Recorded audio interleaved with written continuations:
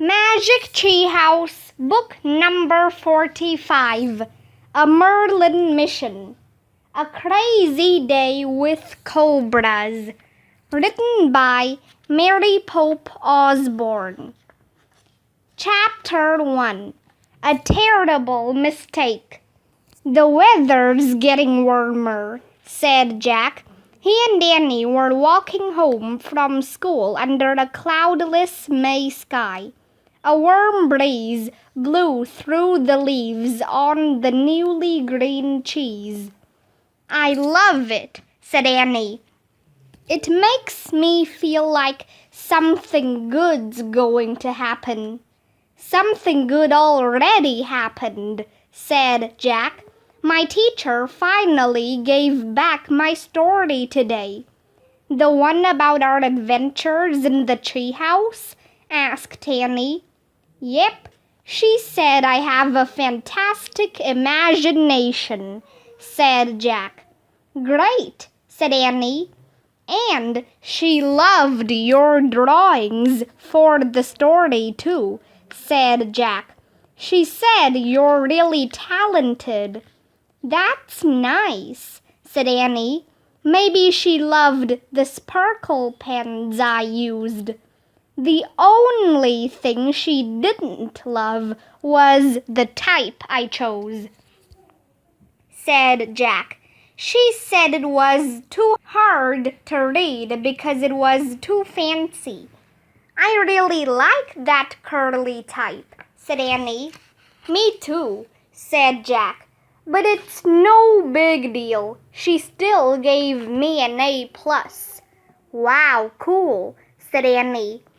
As they reached the edge of the Frog Creek woods, a gust of wind shook the tree branches. Jack's baseball cap blew off. He grabbed his cap from the sidewalk. The wind blew harder. "What's happening?" said Annie. Suddenly, two figures rushed out of the woods. Their dark cloaks flapped behind them as they hurried toward Jack and Annie. "Teddy," said Annie. "Kathleen," said Jack. The red-haired teenage boy and the beautiful girl with dark wavy hair ran to Jack and Annie and hugged them. "You must come with us to the treehouse," said Kathleen. "Hurry." "Why? What's up?" said Jack. "We'll explain when we get there," said Teddy. He and Kathleen turned and started back into the woods. As Jack and Annie raced after them, sunlight slanted through the leafy treetops. Soon they all came to the tallest oak tree. "Up, up!" cried Teddy. One by one, Teddy, Kathleen, Jack, and Annie scrambled up the rope ladder and climbed into the magic tree house. When they were all inside, Teddy heaved a sigh. "My friends, we desperately need your help," he said. "What's wrong?" asked Annie. "We made a terrible mistake," said Kathleen. "No, it was me, just me," said Teddy. "I made the mistake." "What did you do?" said Jack. "I turned Penny into a stone statue," said Teddy. "Penny?" said Annie. "A statue?" "Oh, no," said Jack. He loved the little orphan penguin that he and Annie had found on one of their adventures.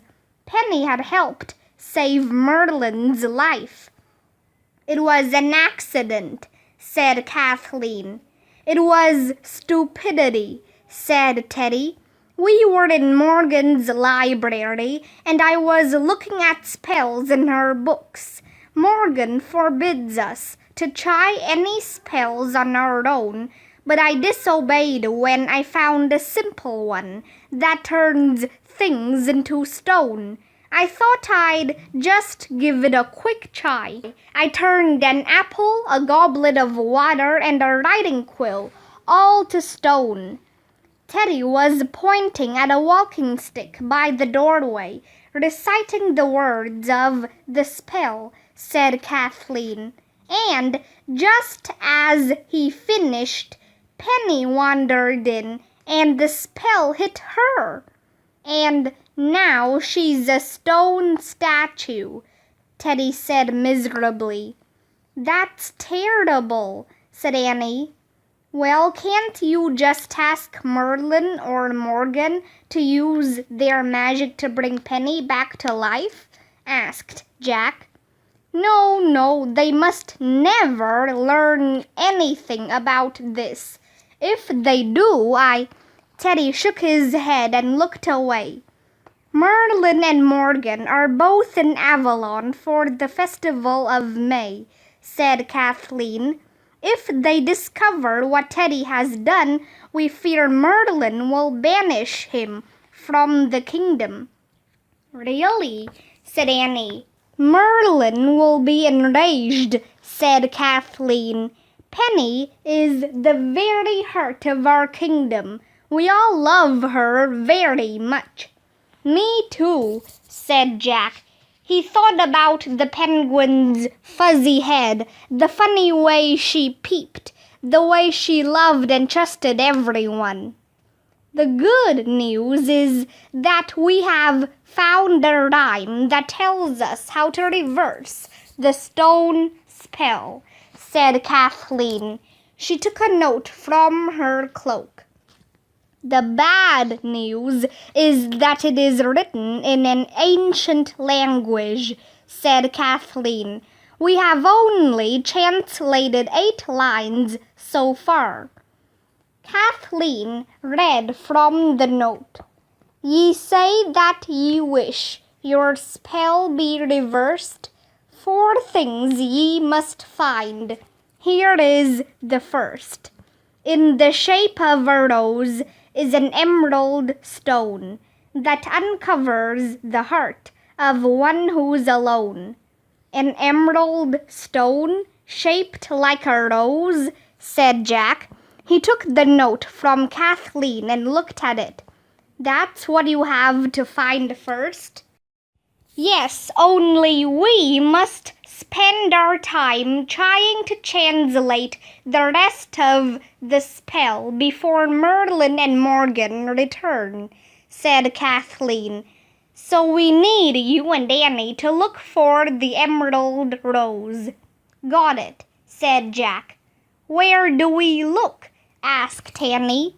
We have done some research, said Teddy, and we think you should go back almost 400 years and visit one of the great moguls of India.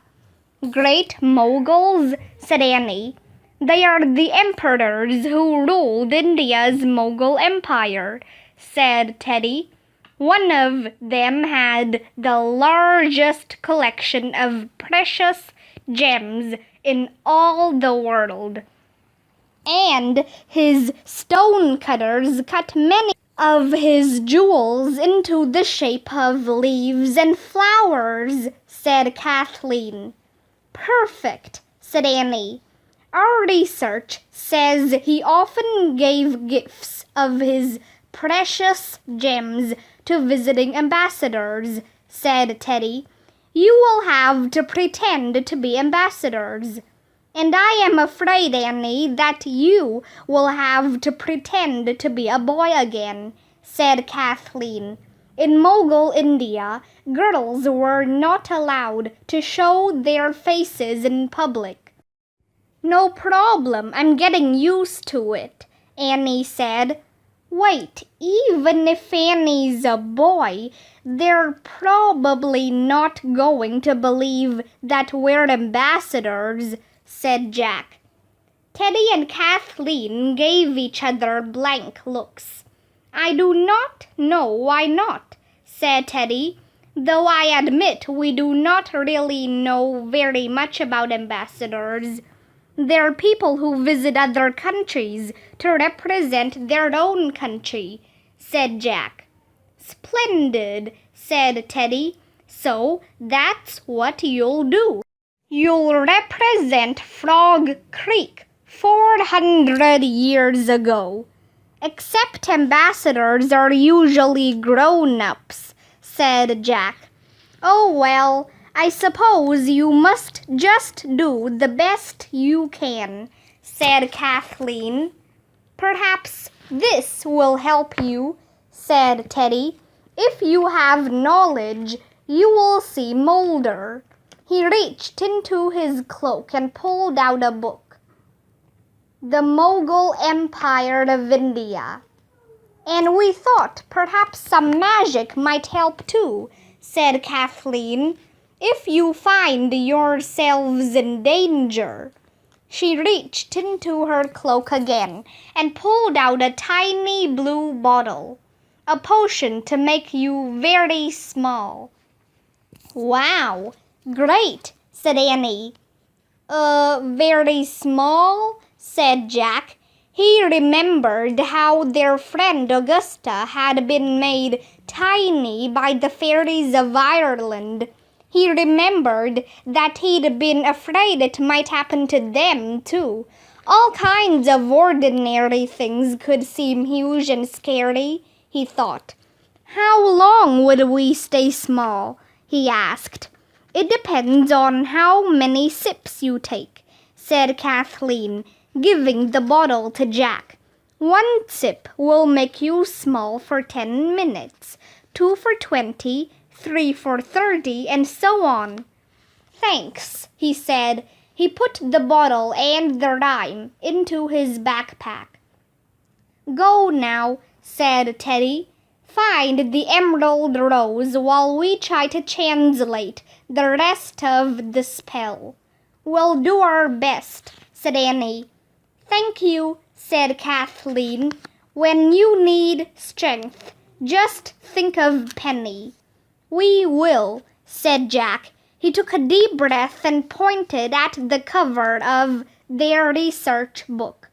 I wish we could go there. Annie waved at Teddy and Kathleen. See you later, she said. The wind started to blow. The treehouse started to spin. It spun faster and faster. Then everything was still. Absolutely still. Chapter 2. The Red Fort. Kathleen and Teddy were gone. The air was hot. Flies buzzed around Jack's head. These are ambassador clothes? Asked Annie. Jack and Annie were dressed alike. They both wore wide-brimmed felt hats, stockings, buckled shoes, short jackets, and puffy short pants. Jack's backpack had turned into a leather bag. I guess, said Jack, this must be how we would have dressed almost 400 years ago in Frog Creek. If we'd both been boys, said Annie. So where are we? Jack and Annie looked out the window. The treehouse had landed in a row of tall, dark trees. The trees stood next to a red fort with a moat, a drawbridge, and massive red battlements. Cool fort, said Jack. Yeah, and look, elephants, said Annie. I love elephants. Leading away from the fort were 2 streets. One was filled with oxen pulling carts and people riding horses and elephants. Women sat in carriages on the elephants' backs. Yeah, and there's a bazaar, like the one we saw in Baghdad, said Jack. He pointed to the other street, which was lined with tents and stalls. So where do you think we find an emerald stone in the shape of a rose? Said Annie. Jack picked up their research book and opened to the first page. He read aloud. In the 1600s, India was a vast land of crowded cities and countless villages. A great deal of India, though, was still covered by wilderness. Wild creatures such as cheetahs, elephants, and Bengal tigers lived in its forests. India's wilderness was also home for many snakes, including the king cobra, one of the deadliest snakes on earth. Yikes, said Annie. She and Jack looked at pictures of a Bengal tiger and a king cobra. The growling tiger had a huge head and enormous teeth. The cobra had speckled yellow bands around its long body. Its open jaws revealed two deadly fangs. Don't worry, said Jack with a shiver.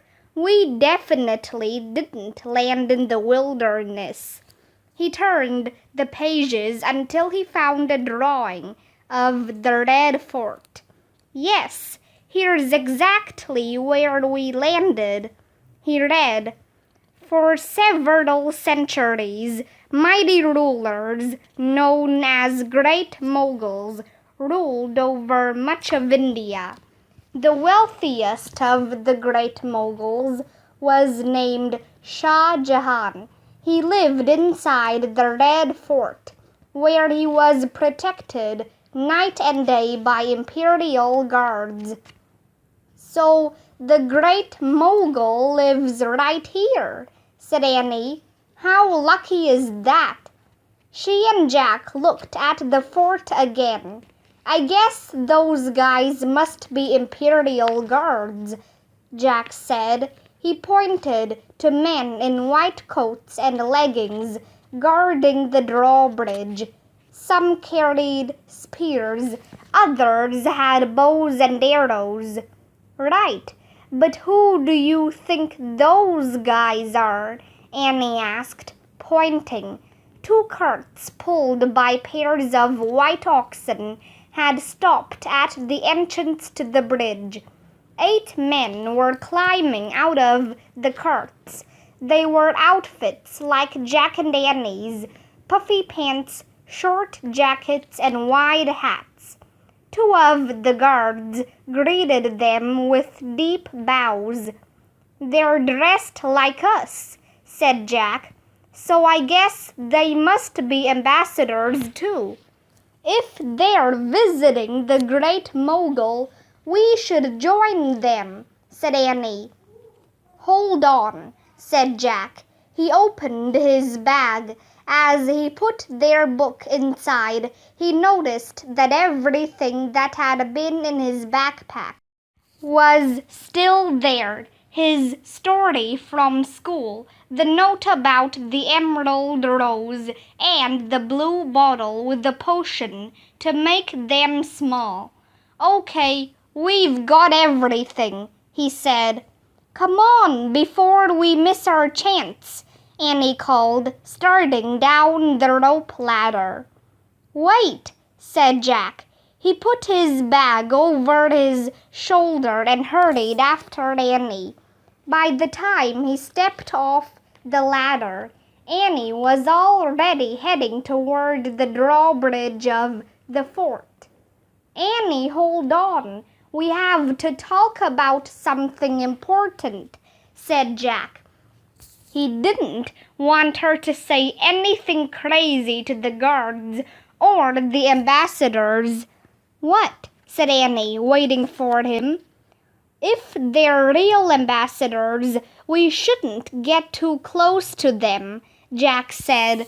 They'll figure out we're fakes. Oh, good point, said Annie.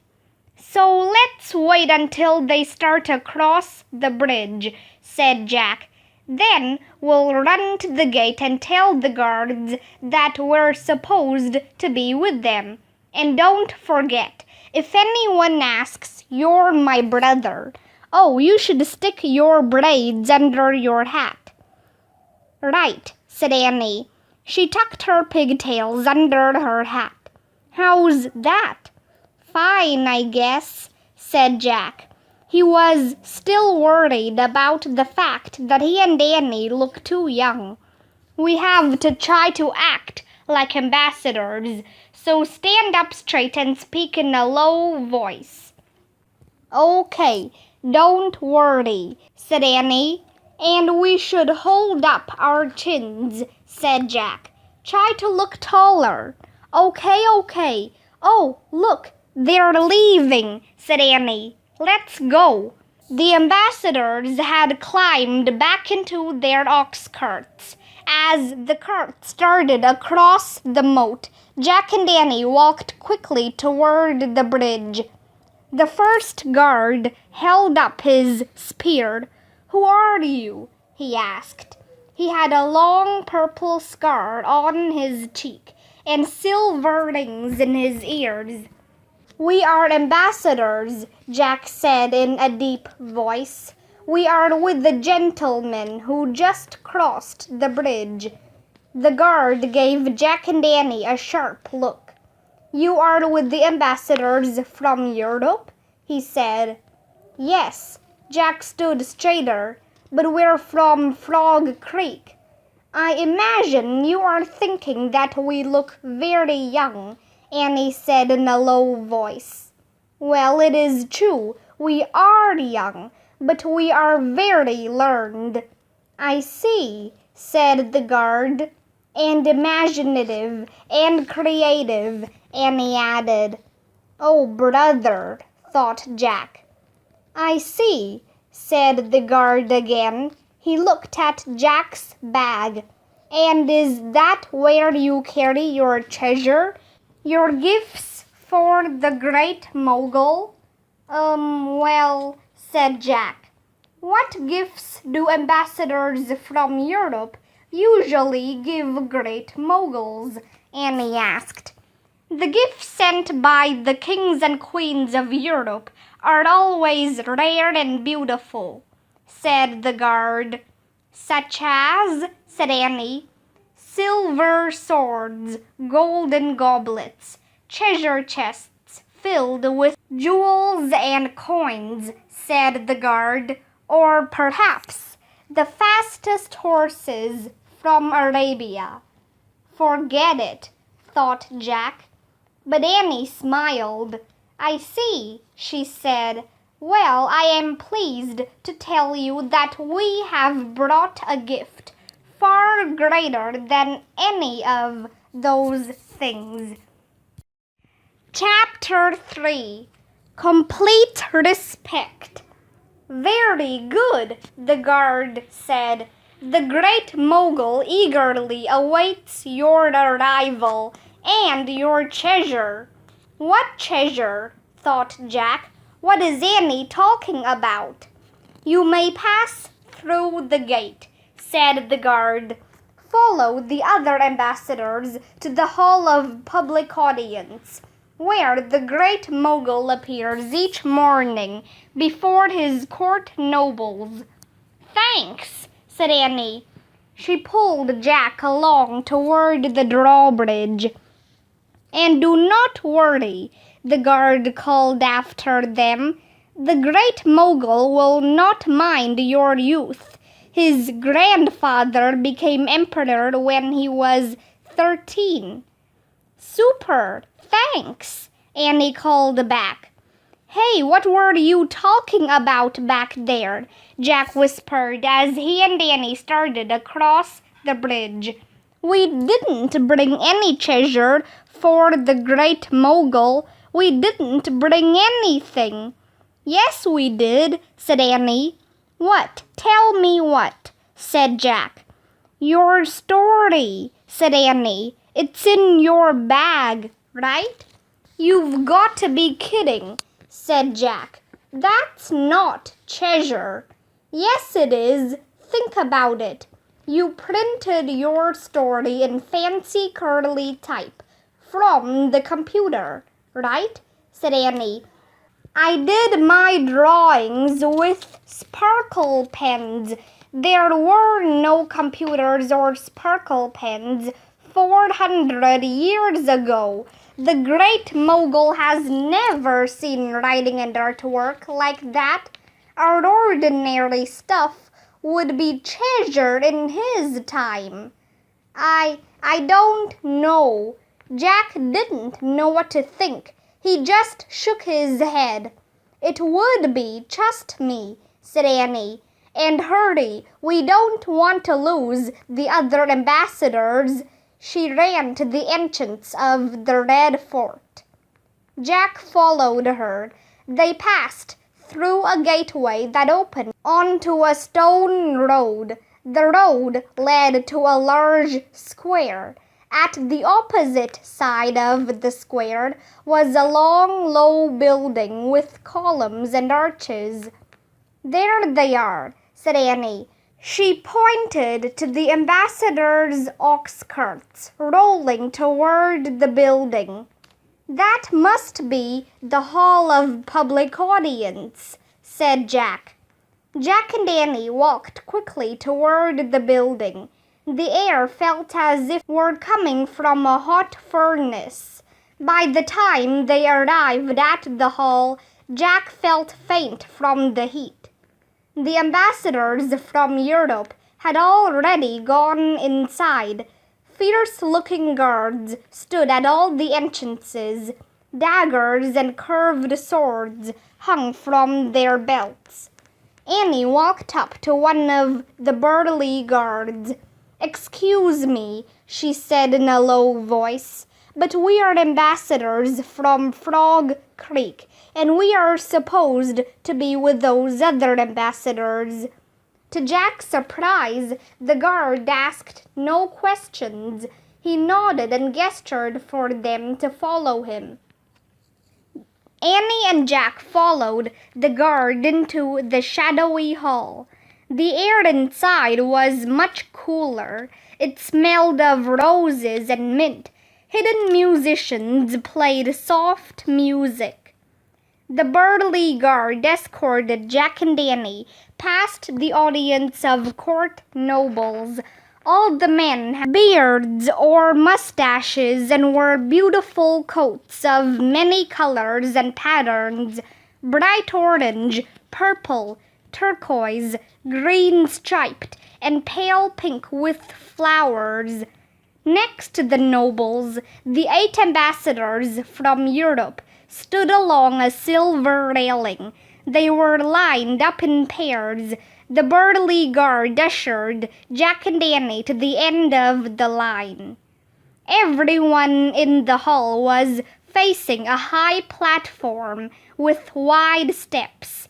The platform was made of sparkling diamonds, emeralds, and pearls.